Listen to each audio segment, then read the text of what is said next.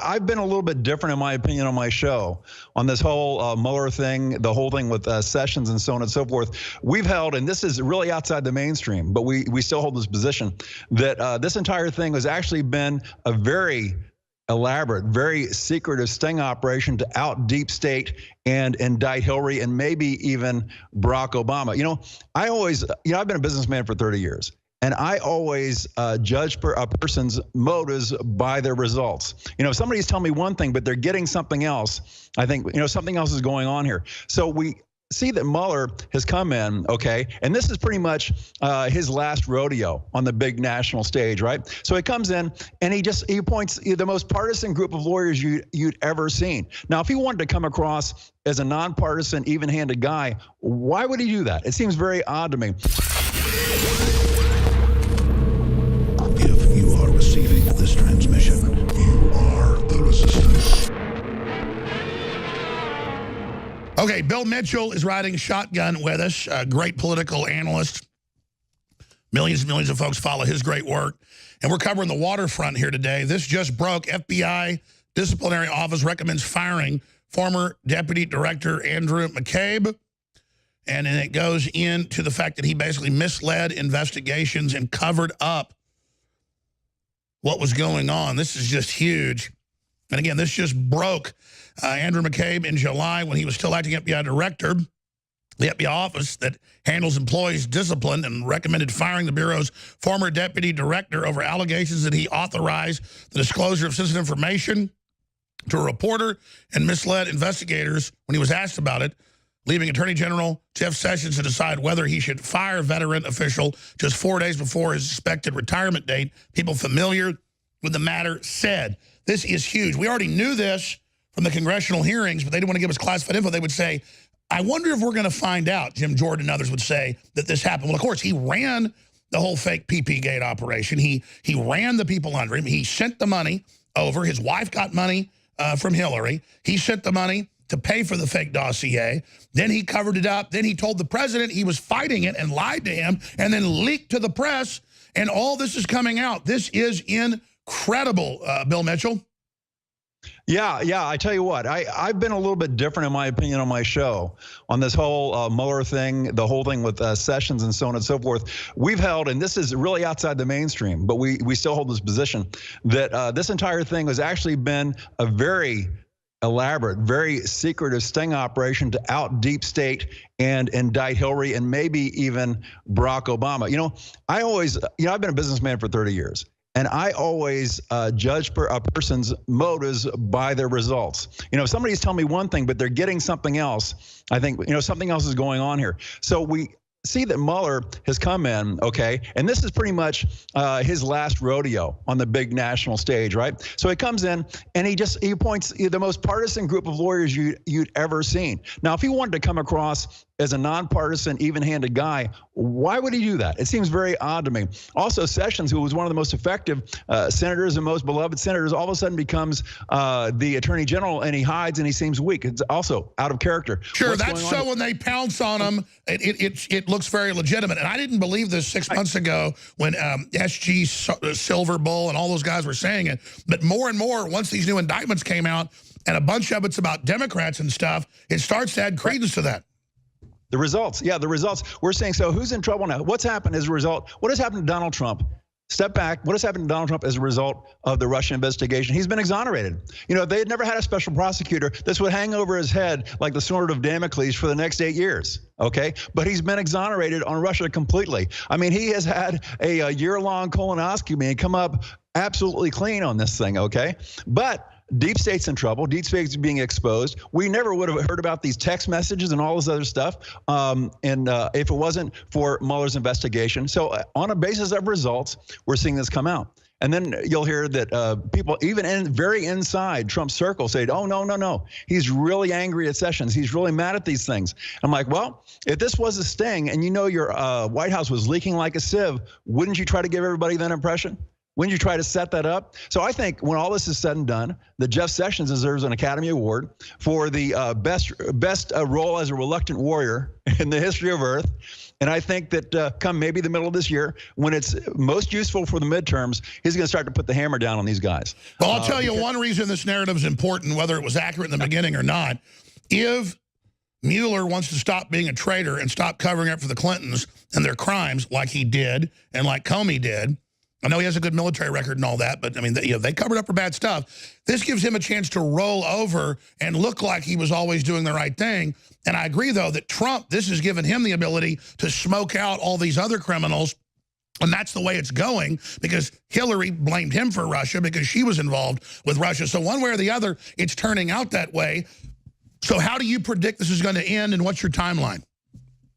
And I'm just guessing on the timeline. I'm just going with my gut on this. I think sometime in the summer, in the run up to the midterms, that's when we're going to start to see indictments come down on these people. So we'll see how it goes on that. Here's the thing. It's all about timing. You don't want to be like the football team that's playing your best football in the 12th week of the season, and then you fade by the playoffs. You want to peak right at the right time. And I think that the usefulness of these things, of an indictment of Hillary and all these guys, the biggest political usefulness is that the base wants to feel like when they voted for Trump, it made a difference. It made a difference. And if we can get these indictments and carry these into the midterms and get justice, because Hillary will probably spend a week in some minimum security prison and then clutch her chest and get out on some medical leave or something like that. So I'm not thinking she's going to spend life in prison or anything.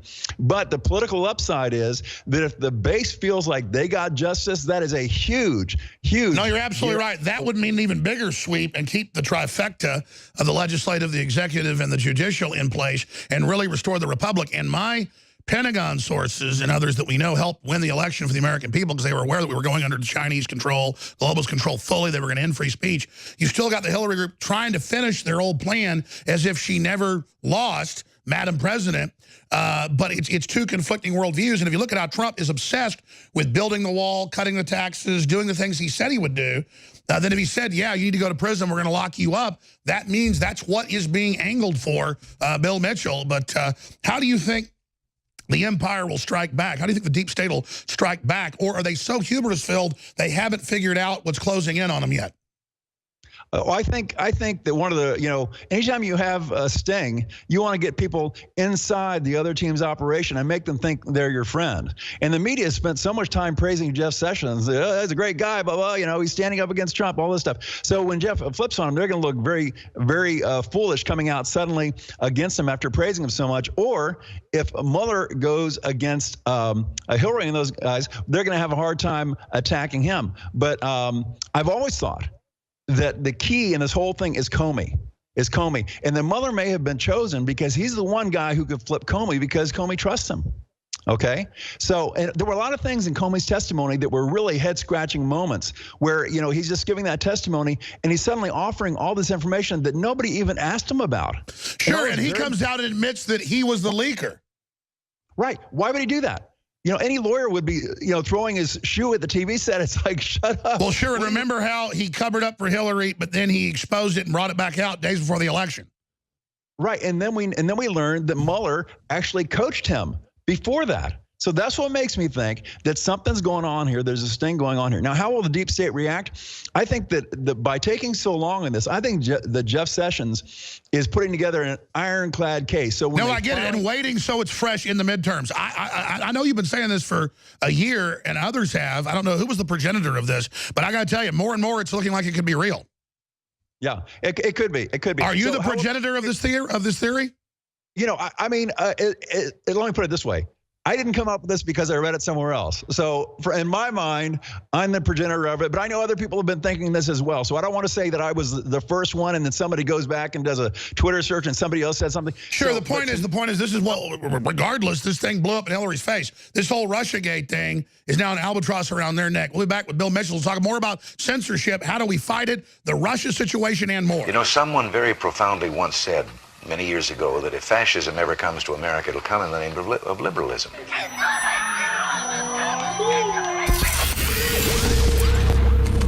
If you are receiving this transmission, you are the resistance. criminal elements inside the government, the deep state, are working with the media with fake news and fake leaks to try to undermine Trump's recovery. That's really the big news. A soft coup is underway right here in the United States of America in an attempt to overturn November's election results and forcibly remove a duly elected president from office. Sinister forces quickly aligning in what is becoming now, in my mind, a clear and present danger. When you see leaders on the left calling for essentially rising up and they allow for Antifa to do all the violence that they do, and then you have the beheading of the president virtually by Kathy Griffith, and this play where the President Trump is killed, and you have a certain percentage of the population who's going to buy into that, who become completely desensitized, become completely radicalized, and act. A gunman opened fire on members of Congress and their staffs. In the hours after 5 people were shot, including the House Majority Whip, you sent out a tweet that said, "Hunt Republicans." I mean, it was clearly a reference to the assassination attempt against Congressman Scalise. It's hard to imagine how you could justify writing something like that. For too long, Republicans in this country have failed to distinguish the differences between politics and war. And a lot of Democrats have failed to see the similarities. So you guys either have to tone down the rhetoric or we have to step up. Ladies and gentlemen, we have so much proof of the Democrats saying, overthrow Trump, use COG, kill him, kill his supporters, cancel the last election, remove the Republicans that were elected in the last 2016 election. I mean, I've got the mainstream articles here where they're pushing it. Here in America, we're at a turning point tonight with forces now forming an alliance to try and remove President Trump from office. It's that serious. The left-wing media is out to get him. They are out to nullify an election for the first time. America is now suffering from a massive informational crisis because I call them the Destroy Trump media has routinely been exposed now. Agenda-driven, propagandists, more than happy to push debunked tinfoil hat conspiracy theories. Sean Hannity is currently the main leader of the resistance against the globalist outside of Trump, and then, of course, myself. But I am more grassroots, and I'm more frontline, being demonized, being attacked. It's my job to get the intel out, to take the main attack, to draw the enemy fire, so that we understand exactly what we're dealing with. You've got the Destroy Trump media that has been lying to you now, provable lies for 11 months, nonstop. Trump, Russia, collusion. No evidence whatsoever. The Russians, in my opinion, could not have known how best to weaponize that information unless they had been guided. And they began to have some of their allies within the internet world, like InfoWars, take out pieces and begin to say the most outrageous, outlandish, absurd lies you can imagine. You have RT, you have Sputnik, you have Rupley, and then I think you have them feeding other entities. InfoWars comes to mind, where those are echo chambers. The way that the left is going about trying to demonize the president, essentially justify and ignore the violence on their side, and then reinforce that with a complete, the imagery of death being acceptable, Kathy Griffith using the beheaded image of the president. All these things are the same way ISIS goes about radicalizing and recruiting people to become terrorists. This is unprecedented to have a president that behaves this way. Can anyone go back in history? When was the last time an actor assassinated a president? It's a sad day when you cannot depend on the president's word. And my advice would just be to Republicans who do cozy up to him, it's just like hugging a suicide bomber. He's not a tough guy. He's a bully and he's a bitch. He's a punk. He's a dog. He's a pig. And he can suck my He's a con, a bullshit artist, a mutt. I'll meet him in a hotel room any day of the week and give him a Louisville Slugger. I'd like to punch him in the face. Kiss my mother ass, you bitch punk sucker.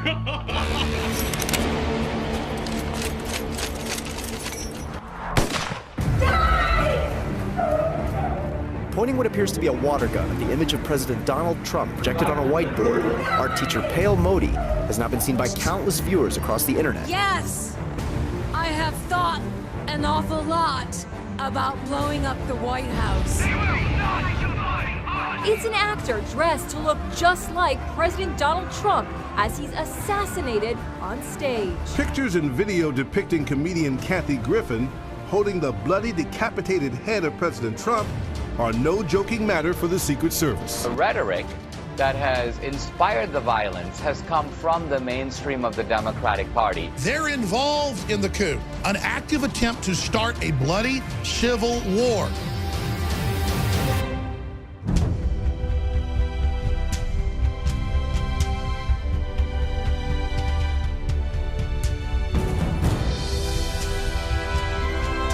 If you are receiving this transmission, you are the resistance. Fuel your body with Carnivore, the new digestive enzyme product by InfoWars Life. Digestive enzymes assist in the digestion process and increase the bioavailability of nutrients by breaking down foods into easily absorbable components. They also help prevent discomfort from indigestion caused by fermentation of undigested food particles in the gut. Digestive enzyme production declines as we age. Carnivore is filled with digestive enzymes like those naturally present in the body. Enjoy the full potential of protein-rich foods again. You can eat protein-heavy foods now while minimizing the later indigestion and discomfort commonly associated with high-meat diets. Just one pill with every high-protein meal helps increase the bioavailability and absorption of amino acids, the building blocks to your muscles. Carnivore also contains digestive enzymes to help digest fats and carbohydrates so you can fully digest all types of meals. Don't let a meal go to waste. Use Carnivore by InfoWars Life. Head to InfoWarsLife.com and secure your bottle now. That's InfoWarsLife.com.